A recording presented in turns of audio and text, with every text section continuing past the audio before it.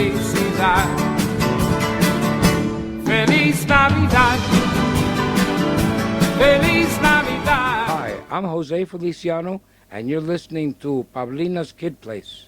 Hey everyone, it's Pavlina from Pavlina's Kidz Place, and we are here on location with the amazing multi-Grammy award-winning artist, JOSÉ Feliciano. How are you doing? I'm doing very well. How are you doing? I am good, thank you. Okay, so growing up, what really had you wanting to play the guitar? Because, you weren't rich growing up, but you taught yourself how to play. So I think maybe that was part of it, that I wasn't rich, and the fact that I had a lot of time to devote to learning how to play it.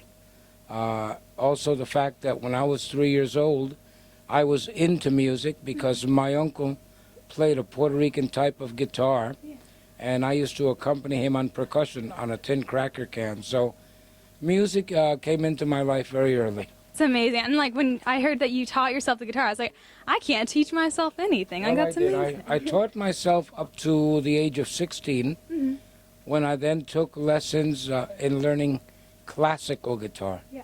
So, and I was a big fan of Andre Segovia and people of that nature. As a matter of fact, I just got back from Austria, where I have recorded some opera arias that were written for castratis in the 17th century by Mozart. And so I played them on guitar, and I have it's coming out this year coming, and I'm really proud of it because no other guitar player has ever attempted to play Mozart on guitar. Yeah, oh my gosh, I'm excited to hear that. That's amazing. If you didn't go into music, what do you think you would be doing right now? I probably would have been a radio disc jockey because I love music. And I used to have a radio show of my own called Speaking of Music, which I may have in the future. My problem is, though, that I love performing. I love being an artist. And so I don't know if I could, sit in a radio station, and I just love being with the audiences and playing my music and doing my thing. I love that. You should get a radio show again. That'd be cool. Someday. Yeah, I can see that. That'd be I'll very cool. invite you and I'll interview you. Yes, I am up for that. Let's do that, okay? We're going to plan Sure, that. So, when you were 19, you got signed by RCA. What was that like for you? What was your first thought came to your head? Because I'd be freaking out. I'll put it to you this way. For me, it was like Derek Jeter joining the Yankees. I was full of dreams, goals, and I was full of desire to play. However, I was very nervous when I did my first recordings because here I was 19 years old and playing in New York with great musicians. So, but it was fun and I enjoyed it. Before you were 19, did you ever imagine yourself performing in front of huge crowds and? No, but I got a taste of something similar when I would play in the high school assemblies and in junior high. I remember the principal would say, listen, we're going to let you play, but don't play anything that'll excite the kids. And, of course, I would never listen. I played whatever I wanted to play. Yeah, so I knew that this is what I wanted to do. Oh, I talked to Pete Seeger before he passed away, and I asked what was one of his favorite or special moments to him, and he said performing Give Peace a Chance in front of a big audience and everything. So what was one of your really amazing moments? I think one of my amazing moments was when I was on the Ed Sullivan Show. I was about 20 then, and I played Flight of the Bumblebee, and in the middle of it I dropped my pick. So that was I said to myself, you'll probably have to bleep it, but I said, oh shit, what am I going to do? I thought that to myself. But it came off okay, and if you ever want to see it, you can see it on YouTube. But it was an amazing moment. I think another moment that I'll always remember is when I won my first 2 Grammys in 1968.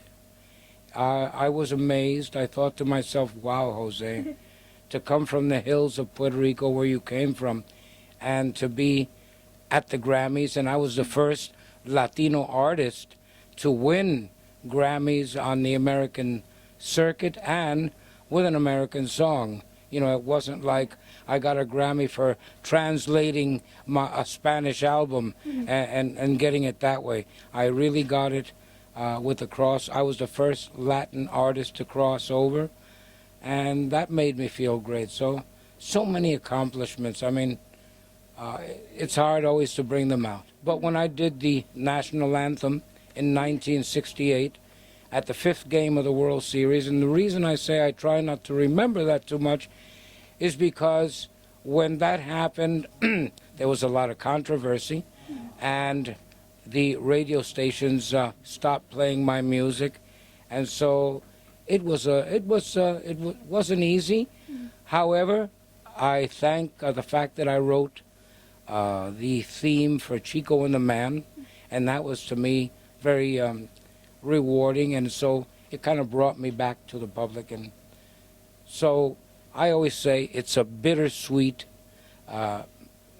remembrance, you know. Feliz Navidad is an amazing song, and little fun fact, okay? So in my Spanish class, we had to talk about, or we had to pick a influential, like Hispanic or, you know, anything, person that has like made an impact on American history and everything. And we had to like present it in front of the class, and I picked you because I had like, actually this was like a month ago, but I still knew, I think it was a month ago, I really don't know. And I knew we had our interview, so I was like, oh, I'll do it on JOSÉ Feliciano, like, hey. And then actually it was really funny because like I know everyone knows your song, like Feliz Navidad, and it's like something my teacher played since like December, because like, you know, Christmas and everything. Sure. And almost everyone in my class, like half the class, chose you and talked about how influential you were in like American culture and everything, and how influential Feliz Navidad has been. So have you ever like realized and be like, wow, this is like had made a really big impact? No, when I wrote Feliz Navidad, I never thought it would make the impact that it's made over the years. But I'm happy because I brought the two cultures together. Yes, exactly. And I think I've done something, for example, that is needed right now, especially with the events that are going on now with people, with the protests and everything over the police departments and all those things. I feel really good because Feliz Navidad tried to bring the cultures together. It isn't just for Hispanics, it's for everyone. I get, for example, a lot of African American people coming up to me and they say, "Say, Jose, we love that Feliz Navidad." And I love that because everybody's my brother, everybody's my friend, and I feel great about it. Yeah, that's amazing. And yeah, Feliz Navidad has definitely crossed all the cultures and nationalities and bringing people together. Yep. Thank you so much for talking to me. Thank you for interviewing me, and it's nice talking to you. And good luck in the future for you. Feliz Navidad, Feliz Navidad.